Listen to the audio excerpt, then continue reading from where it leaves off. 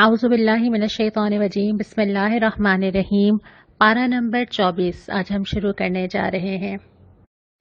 اس پارے میں بھی جو ہم نے پارہ نمبر 23 میں سورہ زمر کا آغاز کیا تھا وہی صورت ابھی چل رہی ہے، اور اسی میں سے میں نے آپ سے سوال پوچھا تھا کہ سورہ زمر میں اصل خسارہ کس چیز کو کہا گیا ہے اور خوشخبری کس چیز کی دی گئی ہے۔ تو اس کا جواب آیت نمبر 15 اور 17 میں تھا۔ خسارہ یہ کہا گیا ہے کہ انسان قیامت کے دن اپنے آپ کو اور اپنی اولاد کو گھاٹے میں ڈال لے، یعنی دنیا میں وہ جو جمع کر کے آیا ہے کوئی پوچھ ہی نہیں رہا اس سے، مطلب بینک بیلنس کیا تھا، گھر کیسا بنایا تھا، ڈیکوریٹ کیسا کیا تھا، بچوں نے کہاں سے پڑھا تھا، یونیورسٹیز کون سی تھیں، نہیں۔ اللہ کے معاملے میں، دین کے معاملے میں اگر وہ خود یا اس کے بچے پیچھے رہ گئے تو اس سے بڑا پچھتاوا اور کوئی نہ ہوگا۔ اصل خوشخبری یہ ہے کہ انسان طاغوت کی بندگی سے بچ جائے۔ آپ نے مجھے بتایا تھا ہم سب کی زندگی میں کون کون سے طاغوت ہیں جن کو ہم اللہ کے مقابلے میں پوجنے لگتے ہیں، تو اگر انسان اللہ کو ہی خالصتاً پکارے، اللہ ہی کے لیے دین کو خالص کرے، اس سے بڑا خوش قسمت کوئی نہیں ہے۔ اب ہم پارہ نمبر 24 میں آ جاتے ہیں۔ شروع ہوتا ہے ایک سوال کے ساتھ، بہت ہی پیارا سوال۔ کیا اللہ اپنے بندے کے لیے کافی نہیں ہے؟ اتنی ساری چیزیں اللہ تعالیٰ نے گنوا دیں، تمہیں دے دیں، تم سے محبت کرتا ہے، تمہارے سے رحمت کا تعلق ہے، تمہارا اپنے اوپر حق سمجھتا ہے، ابھی بھی تیار ہے، آ جاؤ، پلٹ آؤ، جو چاہو دے سکتا ہے، حالات بدل سکتا ہے، پریشانیاں دور کر سکتا ہے، بیماری دور کر سکتا ہے۔ کیا وہ ایک کافی نہیں ہے کہ انسان اس کی عبادت کرے خالصتاً؟ کیا یہ بہت مشکل کام ہے؟ یہ اللہ تعالیٰ کا سوال ہے۔ اور پھر اس کے بعد فرمایا کہ بھروسہ، جو اہل ایمان ہے نا وہ تو اللہ پہ ہی بھروسہ کرتے ہیں ان سارے معاملات میں۔ اس کے بعد پھر مثال دی گئی ہے کہ جیسے اللہ تمہاری روح قبض کرے گا تو کیا روزانہ اللہ نہیں کرتا؟ کیسے ہم نیند کی حالت میں جانتے ہیں، کیسے ہم بالکل سٹل ہو جاتے ہیں، اور پھر کیسے ہم اٹھ کے دوبارہ کھڑے ہو جاتے ہیں۔ یہ روح کا لینا اور روح کا واپس ڈالنا یہ تو اللہ تعالیٰ روز دکھا رہا ہے ہمیں۔ اور اس کے بعد بھی فرمایا کہ دیکھو اللہ تعالیٰ کا اختیار ہے ان ساری چیزوں پہ جنہیں تم دوسرے لوگوں سے مانگتے ہو، اللہ کے ساتھ دوسرے شریک بنا لیتے ہو، دوسرے لوگوں کے سامنے ہاتھ پھیلاتے ہو، وہ اللہ دے سکتا ہے، اللہ شفاعت کر سکتا ہے، اللہ تمہارے گناہ معاف کر سکتا ہے، اللہ آخرت کے تمام اور دنیا کے بھی تمہارے تمام فیصلے کر سکتا ہے، اور رزق دینا تو ہے ہی اللہ کے ہاتھ میں۔ تو وہ ساری چیزیں جس کے لیے انسان کبھی ادھر دیکھتا ہے اور کبھی ادھر دیکھتا ہے، ایک اللہ رب العالمین اس کی یہ ساری چیزیں پوری کر سکتا ہے۔ پھر بہت پیار سے پکارا ہے، اے میرے بندوں، میرے کا لفظ استعمال کیا ہے کہ ہو تو اللہ کے نا، وہ محبت جو والدین کو اولاد کے ساتھ ہوتی ہے، جتنی ہی نافرمان ہو جائے آخر میں وہ کہیں سے نکل کے آ جاتی ہے نا، جتنا غصہ ہو، جتنی تکلیف ہو، پھر وہ آ جاتی ہے میرا بچہ۔ اللہ تعالیٰ فرماتا ہے اے میرے بندوں، کیا کیا کرو؟ اللہ کی رحمت سے مایوس نہ ہو۔ اگر یہ تسلی ہمیں نہ دی جاتی، کیا ہے ہماری زندگی، کیا ہے ہمارا نامہ اعمال، ہماری نمازیں، ہماری عبادات، ہمارے اخلاق، ہمارا کردار، ہمارے معاملات کیا ہیں؟ پلٹ کے نظر ڈالیں 2 منٹ اپنے اوپر، کیا لے کر جا رہے ہیں اللہ کے پاس؟ یہ اللہ تعالیٰ کی کتنی بڑی رحمت اور محبت ہے کہ اللہ تعالیٰ فرماتا ہے کہ مایوس نہ ہو، کسی لمحے مایوس نہ ہو، پلٹ آؤ، رک جاؤ، واپس آ جاؤ اپنے رب کی طرف۔ چاہے زندگی جتنی بھی گزر گئی ہے نا، اب اللہ جانے ہم سب کی زندگیاں کتنی باقی ہیں، کتنی ہو گئیں، کتنا موقع آگے نیکی کرنے کا ملے گا کہ نہیں ملے گا، لیکن اس وقت آج پلٹ آؤ اپنے رب کی طرف، مطیع ہو جاؤ، مان لو اللہ تعالیٰ کی اطاعت اختیار کرو، اللہ تعالیٰ کی کتاب کی پیروی کرو، جو اللہ تعالیٰ نے لکھ کے دے دیا نا جنت کی طرف آنے کا راستہ، اس کو پکڑ لو، اللہ تمہارے سارے گناہ معاف کر دے گا۔ اس کے بعد فرمایا کہ اللہ کی قدر کرو جیسا کہ قدر کرنے کا حق ہے۔ قیامت کے دن کا پورا نقشہ کھینچا گیا، کیا ہوگا، لوگ جمع ہوں گے، حق کے ساتھ، انصاف کے ساتھ پورا بدلہ چکا دیا جائے گا۔ کفار کو، مشرکین کو، اللہ سے باغی لوگوں کو بھی بدلہ مل جائے گا اور مومنین کو بھی مل جائے گا، اور وہ بہت خوش ہوں گے۔ اور اللہ تعالیٰ نے جو جملہ ان کا کوٹ کیا نا کہ وہ کہیں گے شکر ہے اس خدا کا جس نے یہ وعدہ سچ کر دکھایا۔ اس کے بعد سورہ مومن جو کہ مکی صورت ہے اس کا آغاز ہوتا ہے اور پھر فوراً ہی ہمارا پارہ 24 کا دوسرا ربع شروع ہو جاتا ہے۔ ابتدا ہوتی ہے کہ اس کتاب کو جس نے نازل کیا ہے، یہ وہ کتاب نہیں ہے جو کسی انسان نے لکھ دی، یہ وہ کتاب نہیں ہے جو بار بار ریوائز ہو رہی ہو، جس میں غلطیاں ہوں، جس کا ریوائز ایڈیشن آ جاتا ہو بار بار، جو مارکیٹ میں شارٹ ہو، نہیں۔ یہ وہ کتاب ہے جو اس نے نازل کی ہے، جو زبردست ہے، جاننے والا ہے ہر چیز کا جو میں اور آپ نہیں جانتے، معاف کرنے والا، توبہ کو قبول کرنے والا، سخت سزا دینے والا، صاحب فضل جس کے سوا کوئی معبود نہیں۔ یعنی کوئی یہ عام کتاب نہیں ہے، بلکہ یہ اس اللہ رب العالمین کی کتاب ہے جو ہر چیز کا احاطہ رکھتا ہے۔ پھر فرمایا کہ دیکھو دنیا کی یہ جو چلت پھرت ہے نا، جو تمہیں نظر آتے ہیں بہت شاندار چیزیں، شاندار لوگ، شاندار عمارتیں، یہ تمہیں کسی دھوکے میں نہ ڈالیں۔ یہ تمام چیزیں صرف دنیا کی زندگی کی آرائش ہیں، اور جس دن اللہ تعالیٰ اس کو لپیٹنا چاہے گا لپیٹ لے گا۔ اور پھر ذکر کیا ہے کہ فرشتے اہل ایمان کے لیے دعا کرتے ہیں۔ یہ ہمیں بہت ساری جگہ پہ ملتا ہے کہ جو لوگ اللہ کے لیے کوئی بھی قدم کرتے ہیں، جو لوگ اللہ کے لیے لوگوں کو معاف کرتے ہیں، جو اللہ کے دین کو پھیلاتے ہیں، جو اللہ کی راہ میں چلتے ہیں، جو اللہ کے لیے مشکل اٹھاتے ہیں، اللہ تعالیٰ فرشتوں کے ذریعے ان سے دعا کرواتا ہے۔ اللہ تعالیٰ فرشتوں کے ذریعے دوسرے لوگوں کے دل میں ان کی عزت ڈالتا ہے، اور اللہ تعالیٰ وہاں ان کا ذکر کرتا ہے جو دنیا کے لوگوں سے بہت بہتر ہیں۔ اس کے بعد فرمایا کہ قیامت کے دن سب کو جمع کر کے لے آیا جائے گا، سارے گروہ آ جائیں گے، کھڑے ہوں گے، پوچھا جائے گا اب بتاؤ آج بادشاہی کس کی ہے؟ اللہ واحد قہار کی۔ پھر ذکر کیا ہے کہ یہ جو کتنے سارے قصے ہیں، یہ جو قومیں گزری ہیں، کیا ان لوگوں نے کبھی غور نہیں کیا؟ کیا یہ واقعی انسان کے لیے مقام عبرت نہیں ہے کہ وہ دیکھے کہ کیسے کیسے لوگ آئے اور چلے گئے؟ اور پھر فرعون اور ایک مومن کا ذکر کیا ہے۔ ایک شخص ہے جسے دنیا میں سب کچھ ملا ہے لیکن وہ اللہ کا انکار کرتا ہے۔ ایک مومن ہے جس کا نام بھی ہمیں نہیں معلوم لیکن وہ اللہ کی گواہی دیتا ہے، اور آخرکار اللہ تعالیٰ کے پاس سرخرو ٹھہرتا ہے۔ پھر تیسرے ربع کا آغاز ہوتا ہے۔ ابتدا ہوتی ہے کہ دوزخ میں لوگ آپس میں جھگڑیں گے، ایک دوسرے پہ الزام ڈالیں گے، اپنے پیشوا سے کہیں گے تم نے کہا تھا بچا لوگے، اور وہ کہیں گے کہ ہمیں اختیار ہوتا تو اپنے آپ کو نہ بچا لیتے۔ اور پھر اہل ایمان سے اللہ تعالیٰ مدد کا وعدہ کرتا ہے، اور وہ مدد صرف دنیا میں نہیں، آخرت میں بھی۔ یعنی اللہ تعالیٰ کسی مرحلے میں، چاہے وہ میری دنیا کے معاملات ہوں، چاہے وہ میری قبر کا سفر ہو، چاہے وہ میرے اللہ تعالیٰ کے سامنے کھڑا ہونا اور اس دن کی سختی ہو، اللہ تعالیٰ اپنے اہل ایمان کی مدد کرتا رہے گا۔ پھر اگلے کچھ آیات میں کرنے کے کام گنوائے گئے ہیں کہ تمہیں کرنا کیا چاہیے۔ صبر، بہت دفعہ ہم نے پڑھا، اپنے قصور کی معافی چاہو، یہ ہم سب کی ضرورت ہے۔ روزانہ ارادہ باندھتے ہیں، توڑ دیتے ہیں، قدم آگے رکھتے ہیں، پیچھے آ جاتے ہیں، پھر گناہ ہوتا ہے، پھر سوچتے ہیں ہم نہیں کریں گے، اور اگر اللہ یہ نہ لگتا تو پھر ہمارے ساتھ کیا ہوتا۔ پھر یہ کہ صبح شام اپنے رب کی حمد اور تسبیح کرو، اللہ کی پناہ مانگو۔ اللہ کی پناہ مانگنا بہت ضروری ہے کیونکہ جس دور میں ہم ہیں صبح شام فتنے ہیں، پھر ہمارے ساتھ شیطان بھی ہے، پھر ہمارے ساتھ ہمارا اپنا نفس بھی ہے، پھر اور بہت سارے لوگ بھی ہیں جو گمراہ کرتے ہیں، پھر دنیا کی مشغولیات بھی ہیں۔ تو اللہ تعالیٰ سے مانگا جائے کہ اللہ مجھے اپنی حفاظت میں لے لیجئے۔ اس کے بعد فرمائے کہ تم مجھے پکارو نا، میں تمہاری دعائیں قبول کروں گا۔ جو چاہیے، مدد کی ضرورت ہے، اگر دین کے راستے پہ بھی چلنا ہے تو پہلے اللہ کے سامنے کھڑے ہو جائیے کہ اللہ تعالیٰ آپ نے مدد کرنی ہے میری، میں نے قدم رکھنا ہے اور آپ نے مجھے تھام لینا ہے۔ قرآن پڑھنا ہے تو اللہ سے مانگیے اللہ آپ نے سمجھانا ہے، گھر کی کوئی ضرورت ہے، کوئی بیماری ہے، کوئی پریشانی ہے، بس جیسے ایک لاڈلا بچہ ماں کے پیچھے پڑ جاتا ہے نا کہ آپ نے دینا ہے، ایسے اللہ تعالیٰ سے اس ناز کے ساتھ مانگیے، یقین کیجئے اللہ تعالیٰ رد نہیں کرتا۔ اس کے بعد فرمایا وہ اللہ ہی تو ہے جس نے تمہیں یہ ساری چیزیں دیں جن جن نشانیوں کا یہاں پہ ذکر ہے، اور پھر سوال کیا کہ کس کس نشانی کا انکار کرو گے؟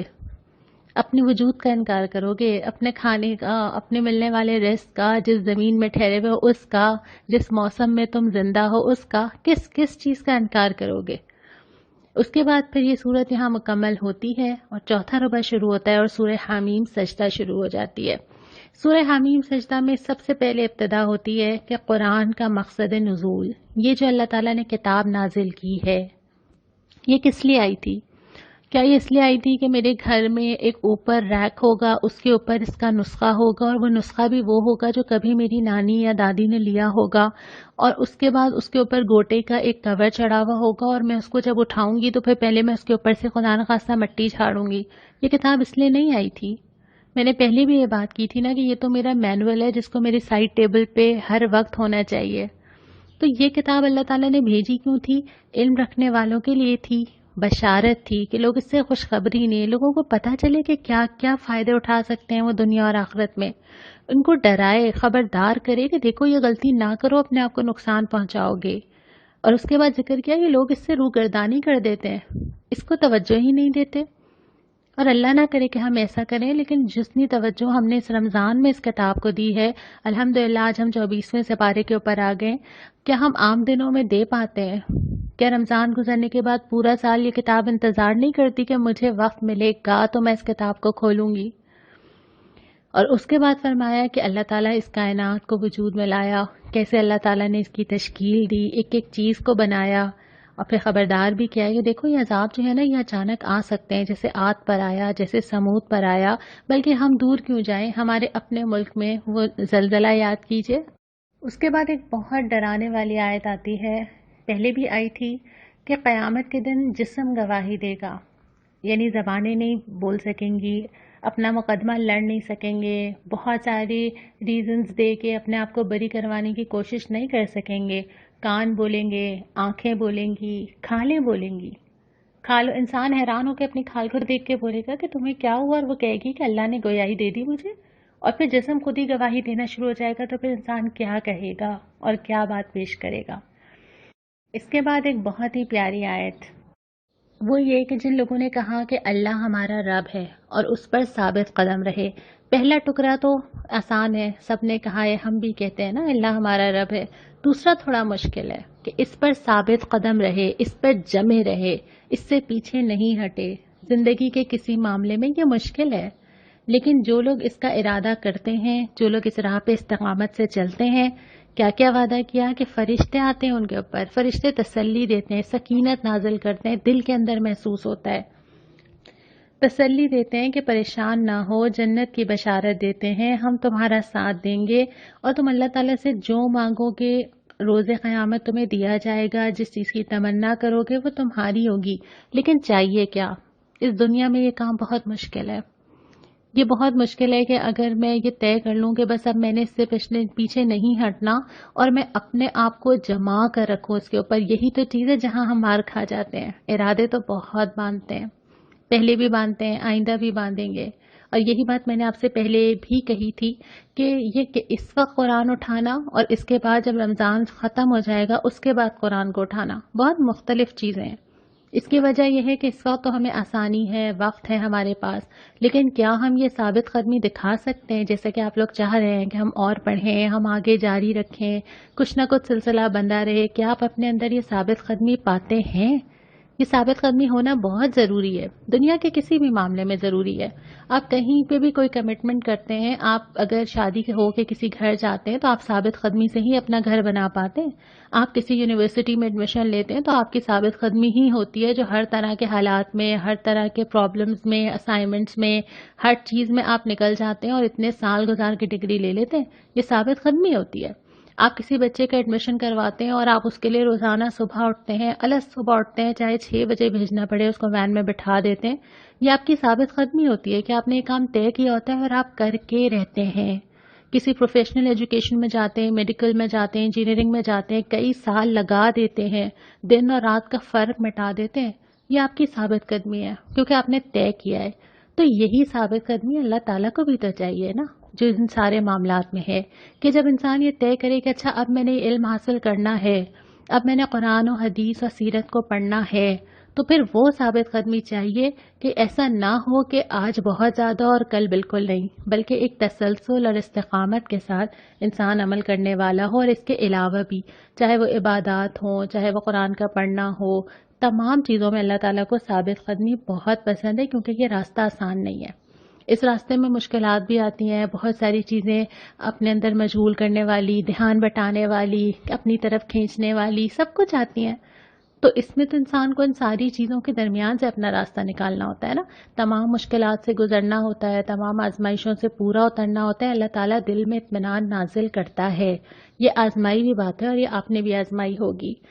تو تہیہ کرتے ہیں انشاءاللہ تعالیٰ कि अल्लाह की राह पे साबित कदम रहेंगे। उसके बाद जिक्र किया है कि सबसे अच्छी बात किसकी है, ये मैं भी नहीं बताऊंगी, ये आप मुझे बताएंगे। और फिर फरमाया कि देखो, बदी को नेकी से रफा कर दो। दुनिया में ये नहीं हो सकता कि बदी ना हो ना, हम क्यों एक्सपेक्ट करें कि सब लोग बहुत अच्छे हों, ये तो हो ही नहीं सकता। और हम क्यों सबसे एक्सपेक्टेशन लगाएं कि सब मुझे अच्छा समझें, ये भी ज़रूरी नहीं है। और ये भी नहीं होगा कि दुनिया में बहुत सारी चीज़ें सिर्फ मेरी ही मर्जी और मेरी ही पसंद की हों। और ये कैसे होगा कि मेरी कोई आजमाइश ही ना हो, सब कुछ अच्छा अच्छा चलता रहे, ये तो नहीं होगा। और ख़ास तौर पे जब कोई आपके साथ बुराई करे तो रास्ता क्या है? ये रास्ता है कि बुराई का बदला उतनी ही बुराई से दे दिया जाए। दूसरा रास्ता ये है कि उसको अपना दोस्त बना लिया जाए। बड़ा ज़र्फ चाहिए इसके लिए, बड़ा दिल चाहिए इसके लिए, सब कुछ सुन के भूलने का हौसला चाहिए इसके लिए।